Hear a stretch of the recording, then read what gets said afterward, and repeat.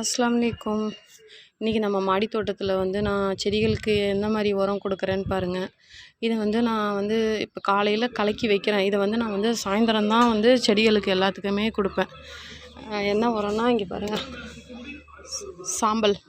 இந்த சாம்பலை நம்ம தண்ணியில் கலந்துடணும். கலந்து நல்லா கரைச்சி விட்டுட்டு இந்த சாம்பல் நல்லா அப்படியே இருக்கும் இருந்து சாயந்தரமாக நம்ம செடிகளுக்கு எல்லாத்துக்குமே ஊற்றி விடணும். நம்ம லைவாக சாம்பலை செடிகளுக்கு தூவினா இலைலாம் காஞ்சா மாதிரி ஆகிடும் ஒரு மாதிரியாக. அதனால் நம்ம இது போல் தண்ணியில் கலந்து விட்டோம்னா இது ஒரு நல்ல ஒரு பூச்சி வெரைட்டியாக இருக்கும். இங்கே பாருங்கள், நல்லா கலக்கி எல்லா செடிகளுக்கும் ஊற்றிடலாம்.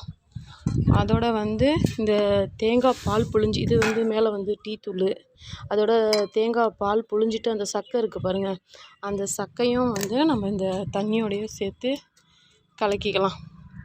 இதுவும் செடியில் மக்கக்கூடிய எல்லாமே உரங்கள் தான்.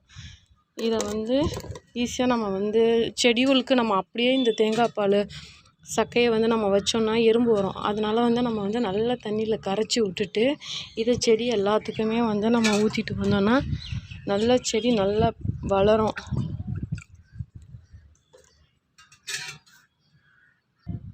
ஒரு செடி நல்லா வளர்கிறதுக்கு மண்கலவை மட்டும் கிடையாது, மண்கலவையும் நல்ல தரமான மண்கலவையாக இருக்கணும். அதே சமயத்தில் இதை போல் இடையிலையும் நம்ம செடிகளுக்கு இது மாதிரி நீர் மூலயமாவும் சரி, அதே சமயத்தில் திடமான உரமும் கொடுத்துட்டு வரணும்.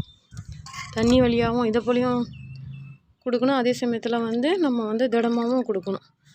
அப்பப்போ ஒரு 2 நாளைக்கு ஒரு தடவை ஏதாச்சும் ஒரு உரம் செடிகளுக்கு கொடுத்துட்டே வந்தோம்னா நல்லா செடி நல்லா செழிப்பாக வளரும். நம்ம செடிகளை நல்லா கவனித்து பார்த்து பராமரிக்கிறதுனால தான் செடி செழிப்பாக இருக்கும். நல்ல ஒரு காய்கறி அறுவடையாக இருந்தாலும் சரி, பூக்கள் அறுவடையாக இருந்தாலும் சரி, நல்ல ஒரு அறுவடை கொடுக்கும்.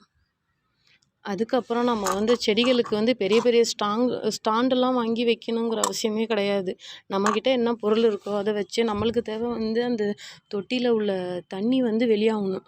அந்த தண்ணி வெளியாகிறதுக்காக இது போல் நான் தேங்காய் மூடி இருக்குது பாருங்கள், இந்த மூடியை வச்சுருக்கேன். இதில் தான் நான் செடியை தூக்கி வச்சுருக்கேன் பாருங்கள். இதை போல் நம்மக்கிட்ட என்ன பொருள் இருக்கோ அதை வச்சே நம்ம ஸ்டாண்ட் ரெடி பண்ணிக்கலாம். அது பாருங்கள், அது அந்த முட்டை வைப்போம்ல அந்த தட்டு, இது அதுக்கப்புறம் கல், இந்த மாதிரி என்னென்ன நம்மக்கிட்ட என்ன பொருள் இருக்கோ அதை வச்சு நம்ம ஸ்டாண்டு மாதிரி ரெடி பண்ணிக்க வேண்டியது தான். இதுக்குன்னு வேஸ்ட்டாக செலவு பண்ண வேணாம், காசு கொடுத்து செலவு பண்ண வேணாம். இந்த வீடியோ உங்களுக்கு ரொம்பவே பயனுள்ளதாக இருக்கும்னு நினைக்கிறேன். இந்த வீடியோ பிடிச்சிருந்தா ஷேர் பண்ணுங்கள், கமெண்ட் பண்ணுங்கள், சப்ஸ்கிரைப் பண்ணுங்கள். இன்ஷா அல்லாஹ் நம்ம அடுத்த ஒரு நல்ல வீடியோவில் சந்திப்போம்.